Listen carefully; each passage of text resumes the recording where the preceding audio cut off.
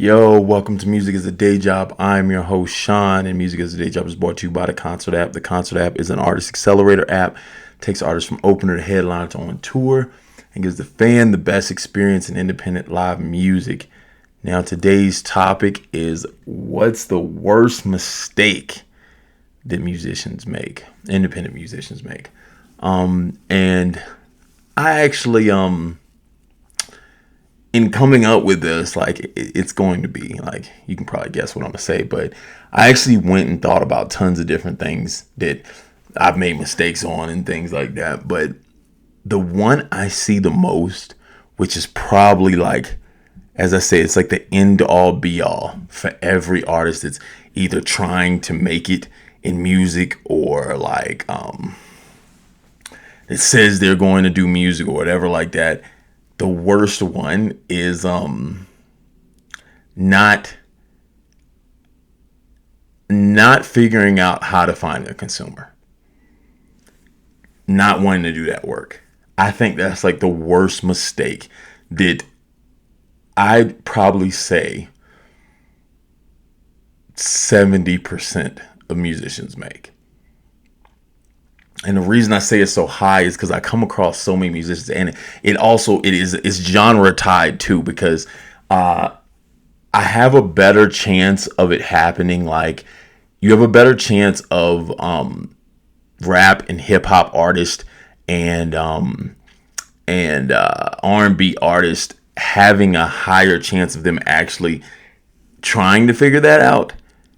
And what I mean by this, because some people probably get mad and be like, man, no, we do that.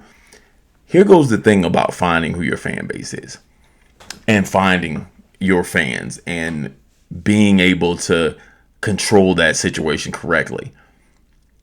What happens in other genres is you have gigs that are booked, and then you're put in spaces where there's already like, for instance, you're put in venues that already have installed fan bases.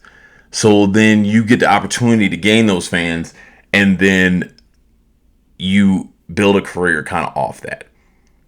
Inside those installed fan bases, what happens is when you don't get booked or you don't get those gigs or someone gets mad at you or anything like that, it's hard to replicate it again.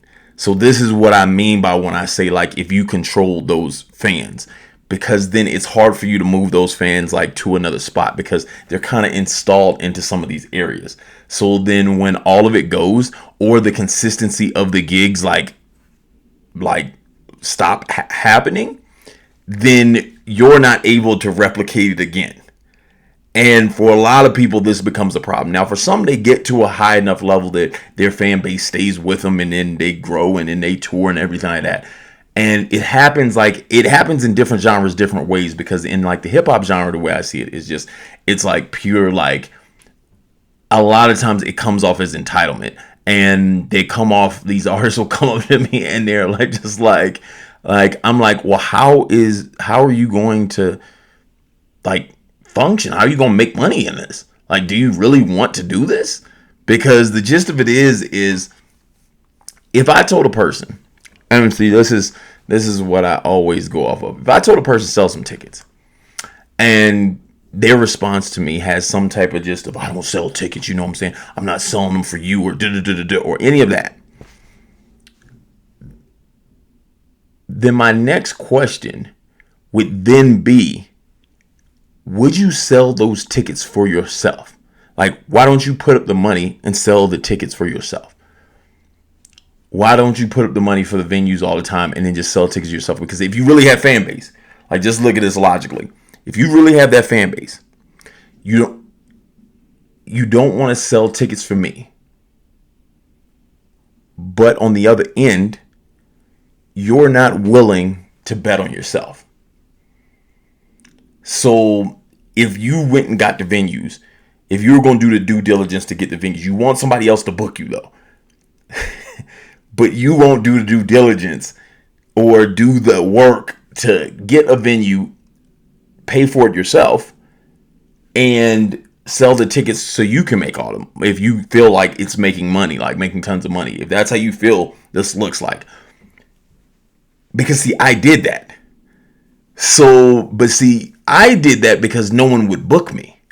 Like there were no options. Like there was no concert option to pick a show and just jump on it and only have to sell tickets. I would have done that clearly because then I would have never had to put up any of my money. My fans would have bought the tickets. I would have never had to figure out how to lose in different places and everything and win in different places. I would have never had to figure any of this out. I would have skipped the line. But that's what tells me the truth of the artist. And even if there are different genres and different genres, when they do it, it's almost even crazier because it's like when it's tons of people that are in a group or something of that nature, all you would have to do is sell so many tickets per person. And then after that, you of course make money, and then you never had to pay for any venues. And if you controlled those people, you could actually move them to any spots in these cities because they would be totally tied to you and not to the venue. That's the crazy piece about this, is like people just look at it at the straight, like people look at it in a weird way. They look at it in a way of, well, I'm getting gypped because I need to get paid to perform. And as I've already said to tons of people who think they need to get paid to perform need to have a product that sells to tons of people. That's like the weirdest understanding that it only happens in music, that everyone wants to get paid to perform and don't have anyone to buy the music or see the music. The only logical way of being able to be paid to perform is if people want to see it. So even if you did it yourself, and see, this is why like people like just like I see this is the biggest mistake and they fall off, is because if you're not willing to find your fan base yourself, you can't expect anyone else to find it for you. The only person who does that for you is a label. And if a label does that for you, that's why you see all these artists with horrible deals. Because if they go find it for you, they're charging they're charging interest, crazy amounts of interest on top. So logically, you should be in a space where you're saying to yourself, I need to go find these myself, because then I have more control, even if I was going for a label deal. Even if I wasn't doing it to stay independent, I need to find all these fans, because if I went to the label, I'd have the leverage. And see, people naturally think someone's trying to get over them because they, okay, well, if you make me sell tickets, then how much are you making? And all this right here.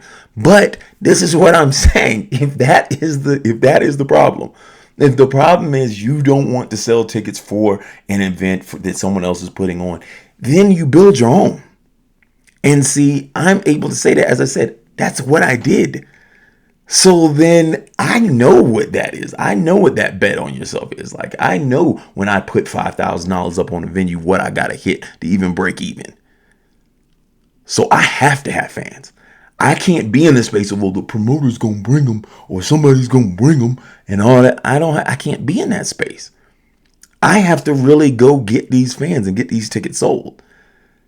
But see, no one wants to have that conversation because, see, it's easy to say it to a promoter. You know what I'm saying? To say it to a promoter, because then you can like argue that statement of, well, you should bring them or da-da-da-da. But see, with me, it's not like that, because see, I did the opposite route.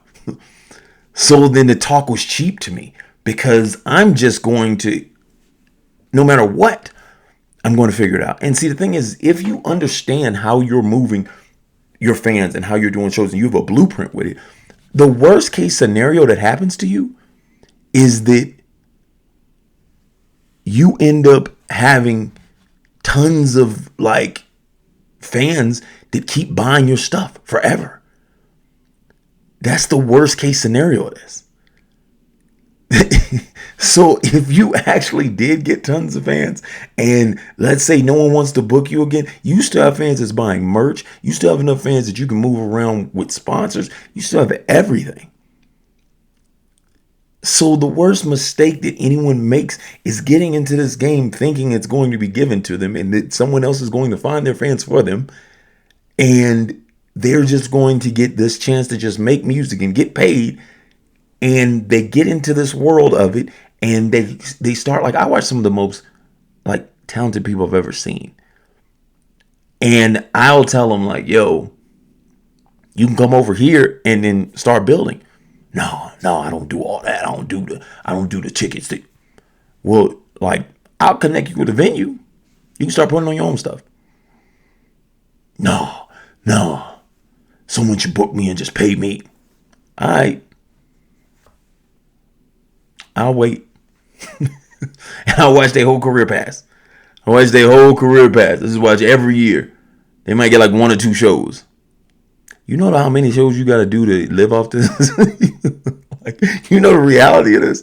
Like, do you know how many you'd have to do in a consistent basis of how many times you'd have to do this?